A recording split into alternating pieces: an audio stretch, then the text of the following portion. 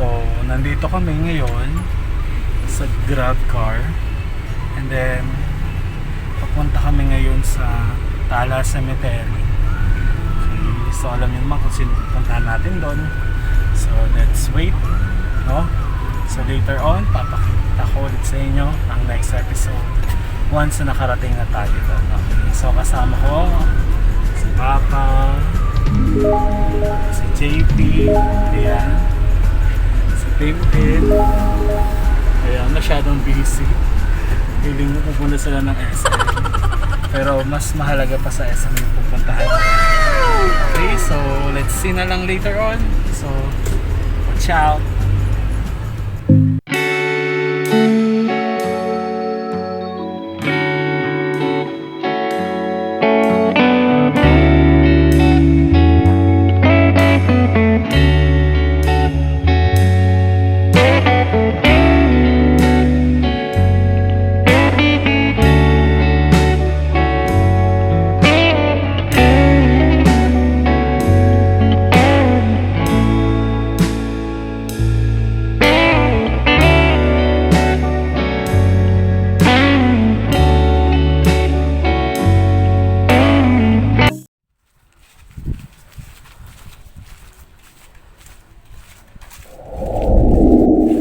Ayan guys, so nandito na kami.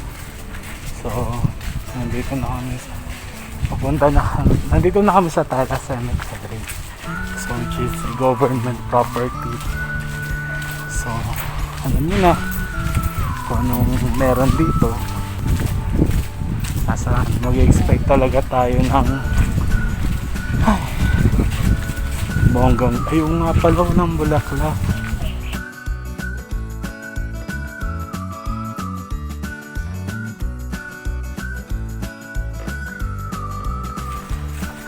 Sana hindi maputik dun sa pupuntahan namin, dun sa daanan pala, kasi last time mga October, last week na October, so grabe yung putik kasi nasa baba naman yung way ng nanay ko. So sana hindi maputik. And yun, sabi namin kanina, huwag sanang umulan. I'm so excited. And kompleto kami. Mamaya magkakaroon kami ng picture. Ay, mga kasama ko. Masyado silang excited.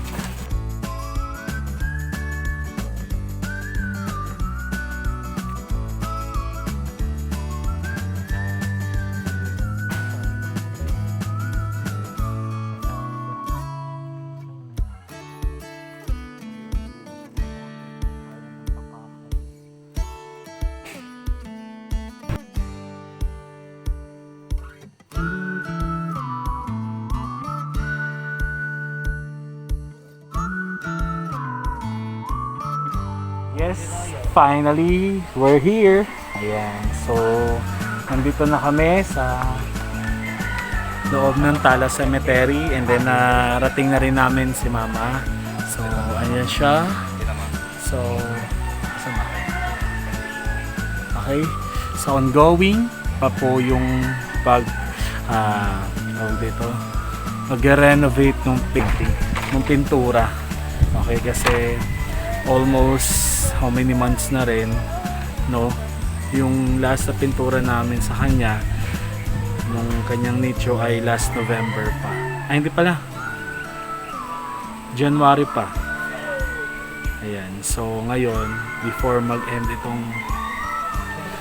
2020, yan, palagaan nyo lang ito ya.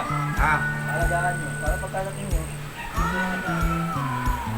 ayun, so nag-uusap sila na alagaan na yung Hindi ko naman yung isang taon. Hindi ko niya matatamaan ng basura. Hindi ba ito pagkakapura?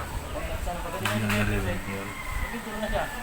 so ayan, so let's wait na lang po para maging maganda naman yung bahay ni Mama dito. Mag 1 year natin this coming January, last week ng January. So nandito ulit kami. Sige, so hintayin muna natin yung time na pupunta na kami doon para kausapin si mama. Okay, wait lang.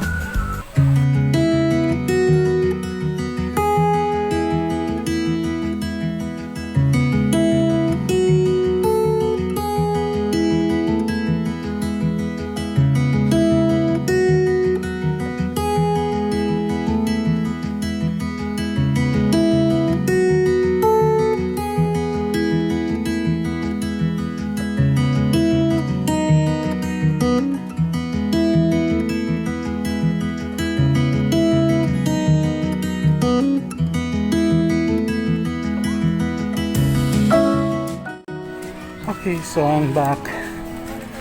Hiningal ako sa katakot ko pa. So yun yung sabi ko. Sabi ko nga na after 5 years siguro naman medyo okay na buhay namin. Tapos kami dito sa government center. Okay. So, nasa maayos. Alam ko nasa maayos naman nalagay. Pero gusto ko nasa maayos talaga siya. So, this will be the end of our vlog for today. Maraming salamat. Kasi ang dito ko pa. So, nakausap ko naman na si mama. Okay.